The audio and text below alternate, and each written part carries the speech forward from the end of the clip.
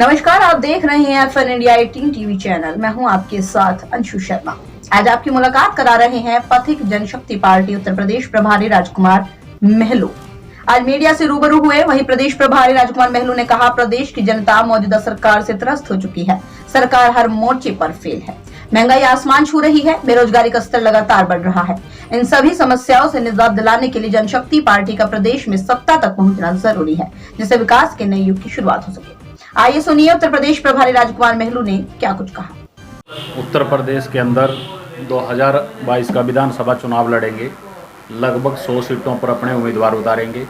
उसकी तैयारी के तहत हम यहाँ कल शामली के कैराना कस्बे में हमने अपने कार्यकर्ताओं से मीटिंग ली है और जल्दी 15 या 20 तारीख के बीच में बहुत बड़ी जनसभा करवाएंगे।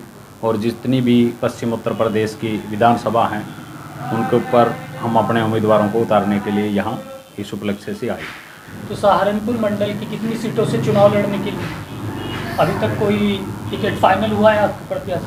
नहीं, अभी तक कोई टिकट फाइनल नहीं हुआ है, लेकिन नेक्स्ट वीक में हम सहारनपुर मंडल की सभी विधानसभाओं पर अपने उम्मीदवार उतार देंगे। किन किन मुद्दों को लेकर के जनता के बीच जाएगी पथिक जनशक्ति पार्टी? पथिक जनशक्ति पार्टी शोषित समाज के जो भी मुद्दे हैं, जैसे एजुकेशन है, हेल्थ है, बेरोजगारी है, इन मुद्दों को लेकर, किसानों का मुद्दा है, मजदूरों का मुद्दा है, इन मुद्दों को लेकर हम चुनाव लड़ेंगे। किसान आंदोलन 1 वर्ष तक चला, 1 वर्ष के बाद जो है सरकार बैकफुट पे आई, किसान बिल वापस ले लिया गया, तो आप उसे किस तरह से देखते हैं? मैं समझता हूँ, वैसे हम इसका स्वागत भी करते हैं कि देश के प्रधानमंत्री ने ये किसान के तीनों बिल वापस लिए, लेकिन ये देश के प्रधानमंत्री का डर दिखाई देता है इसमें, क्योंकि शुरू से ही आप देख सकते हो, जब पूरा देश कोरोना की महामारी की चपेट में था, इस देश की जनता को अस्पताल नहीं मिल रहे थे, अस्पतालों में बेड नहीं मिल रहे थे, दवाई नहीं मिल रही थी, उस दौरान ये अध्यादेश लेकर आया और इस अध्यादेश के ऊपर संसद भवन में, राज्यसभा में उन्होंने किसी प्रकार की चर्चा या बहस भी नहीं करवाई। तो वो बैकडोर से लेकर आए, उनको डर था। उन्होंने आज तक हिंदू और मुसलमान को बांटकर राजनीति करने की बात की है, लेकिन ये किसान बीच में आ गया, तो वो डर के कारण ही उन्होंने बहस नहीं करवाई। और अब ये वापस लिए हैं। वापस लेते वक्त भी 1 साल के अंदर लगभग 700 किसान शहीद हो गए। वापस लेते वक्त भी इन्होंने ये कहा है कि मेरी तपस्या में कोई कमी नहीं रही, 56 इंच का सीने की भी बात की है। इनकी तपस्या में जो कमी की बात की है, आज तक इतिहास में पहली बार ऐसा हुआ है कि जब किसान अपना प्रोटेस्ट करने के लिए दिल्ली की ओर चला है, तो पहली बार सड़क के ऊपर गड्ढे खोदे गए हैं। पहली बार इतिहास में बड़े बड़े लोहे के, पत्थरों के बैरिकेड लगाए गए हैं किसानों को रोकने के लिए। पहली बार कंटीले तार लगाए गए हैं किसानों को रोकने के लिए।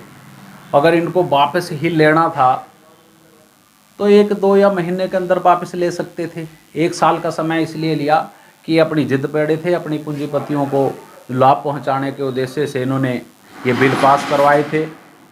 और अब वापस इसलिए लिए कि जब ये पीछे कुछ चुनाव आए, वाई इलेक्शन आए, जिसमें 3 लोकसभा सीटों में से बीजेपी को 1 ही सीट मिली और दूसरा 29 विधानसभा सीटों में से 21 विधानसभा सीट बीजेपी हारी है। बीजेपी की हार के डर से ये तीनों काले कानून वापस लिए।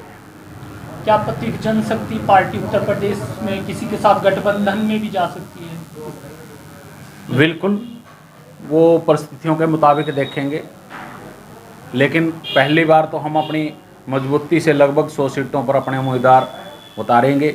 अगर ऐसा उचित समय आया हमें कुछ ऐसा लगा कि हमें ज़रूरत पड़ेगी किसी और पार्टी के साथ गठबंधन की, तो हम जरूर करेंगे। क्या किसी राजनीतिक दल से अभी तक इस पर चर्चा हुई है? जी नहीं, अभी तक नहीं हुई। 2022 को लेकर क्या संदेश देना चाहते हैं? 2022 को लेकर हम यही संदेश देना चाहते हैं कि जो भारतीय जनता पार्टी इस देश के अंदर नफ़रत की राजनीति करती है, हिंदू और मुसलमान को आपस में बांट के राजनीति करती है, कभी पाकिस्तान और हिंदुस्तान की बात करती है, कभी कब्रिस्तान और शमशान घाट की बात करती है। इस नफ़रत की राजनीति को बंद करके हम भाईचारे की राजनीति करना चाहते हैं और मुद्दों की राजनीति करना चाहते हैं। संविधान के अंदर कहीं भी नहीं लिख रखा है कि धर्म के ऊपर राजनीति की जाए।